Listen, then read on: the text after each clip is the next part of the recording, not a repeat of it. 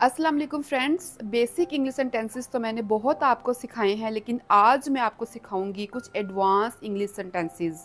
For example, अगर आपने ये कहना हो कि ये तो बहुत आसान है, तो बेसिक इंग्लिश में हम कहते हैं इट इज़ वेरी इजी, लेकिन एडवांस इंग्लिश में हम बोलेंगे it's a piece of cake. मैं बहुत खुश हूँ, बेसिक इंग्लिश में हम बोलेंगे आई एम वेरी हैप्पी, लेकिन एडवांस इंग्लिश में हम बोलेंगे I am over the moon. मैं बहुत मसरूफ़ हूँ, बेसिक इंग्लिश में हम बोलेंगे आई एम वेरी बिजी, लेकिन एडवांस इंग्लिश में हम बोलेंगे आई एम स्वाम्प्ड। चलो आज मिलते हैं। बेसिक इंग्लिश में बोलेंगे लेट्स मीट टुडे, लेकिन एडवांस इंग्लिश में हम बोलेंगे लेट्स कैच अप टुडे।